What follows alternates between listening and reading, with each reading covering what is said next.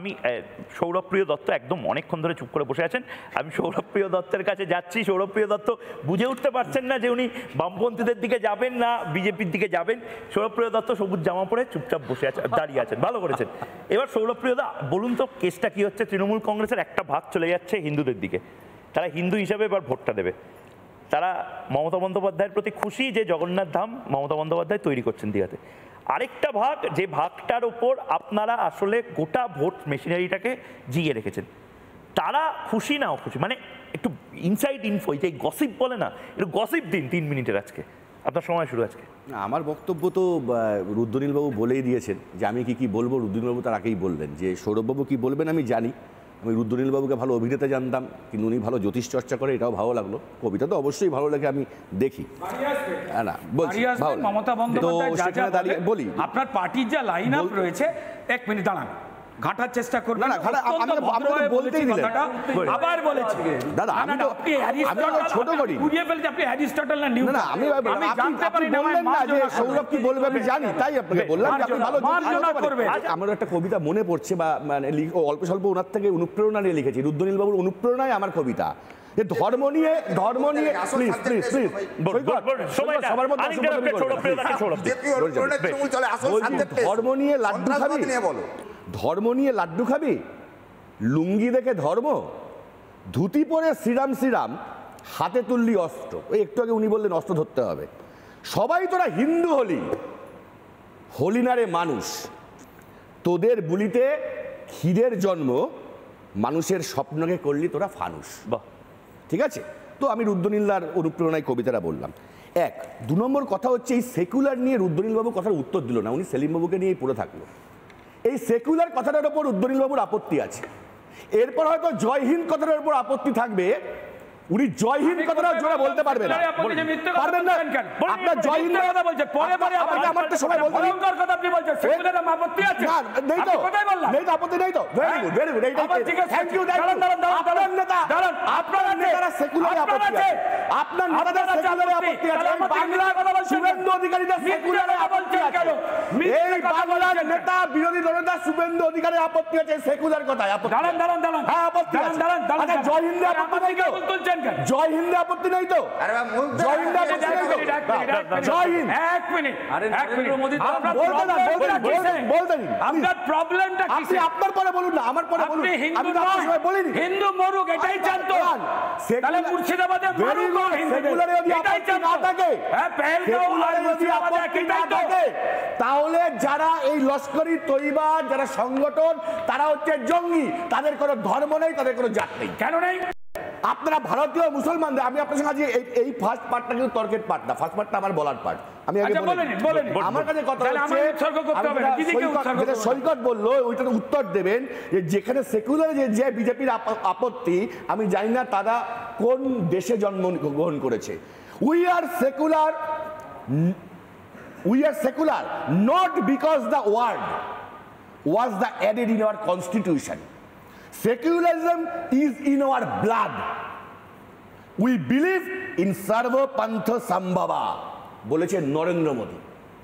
আজকে ময়ূখ হোক বা এই বাংলার কোন শুভেন্দু হোক বা যেই হোক, নরেন্দ্র মোদীর কথাকে যারা বিরোধিতা করে এই বাংলায় হিন্দু মুসলমানের দাঙ্গা লাগাতে চায়, যারা এই ভারতবর্ষে যারা এই ভারতবর্ষে চলবে, শোনো আমরা তো সবাই এটাই না, আমি বলছি সংবিধানে না থাকলেও চলবে। আরে আমরা জন্মগত সেকুলার, আমি বলছি আমরা সংবিধানে রাখবো না, দাবি হচ্ছে সেটা।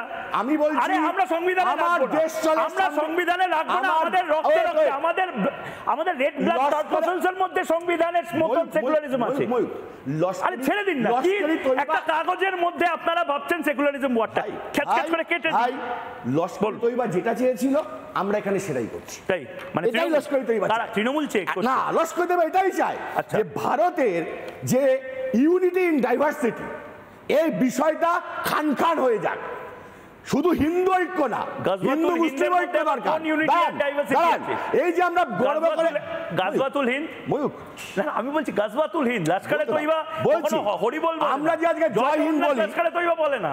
আমরা যে আজকে জয় হিন্দ বলি, আমরা গর্বিত, লস্করে তৈবা বলে না, বলতে আমরা জয় হিন্দ বলি। তার প্রবক্তা হচ্ছেন মেজর আবিদ হাসান আনসারি।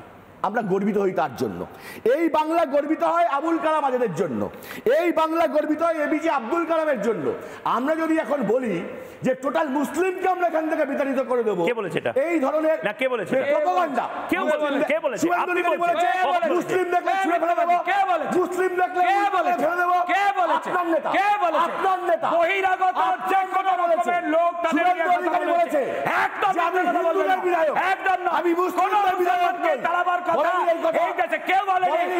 যারা বহিরাগত, শুভেন্দু অধিকারী বলেনি এই যারা কথা। রোহিঙ্গা, যে আমি যারা হিন্দুদের বাংলাদেশি, বিধায়ক, যাদের মুসলিমদের ভোটে বিধায়ক তৃণমূল নই। জেতে, তাদেরকে আপনার কাজ ওরকম করে একটা দেন। নেতাকে তাদের বের করা। ঘাট ধাক্কা দিয়ে বার করে দিন। মিথ্যে কথা বলছেন। ওই ধরনের নেতাকে ভারতীয় ঘাট কোনো ধাক্কা দিয়ে বার হিন্দু, করে দিন। কোনো মুসলমান এই তাকে তালাবার কথা ভারতবর্ষ, কেউ বলেনি। এই ভারতবর্ষ কেউ বলেনি। ঐক্যের ভারতবর্ষ, কেউ বলেনি। এই ভারতবর্ষ আরে, হিন্দু কি মুসলমানের বলছেন? ভারতবর্ষ। আরে কি সব কথা বলছে? একদম আচ্ছা, এই সব কথাই বলবো। আপনার শেষ 30 সেকেন্ড আপনি বলে নিন, আমি তারপর বাকিদের reaction আমি নেব। একটা কথা বলবো, আজকে যেখানে যে হত্যাকাণ্ড ঘটেছে এর তীব্র আমরা নিন্দা করি।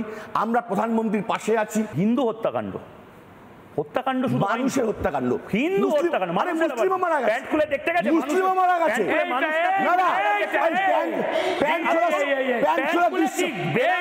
না, কে বলেছে? প্যান্ট খুলে কি ইঁদুর দেখতে প্যান্ট গেছে? খুলে কি দেখা হয়েছে বলে এরকম কোনো খবর নেই। প্যান্ট খুলে কি এই দেখতে ধরনের গেছে? fake news আরে ছড়ানো বন্ধ বাবা, করো। লম্বা বলে পেটে বলে কি প্যান্ট খুলেছে?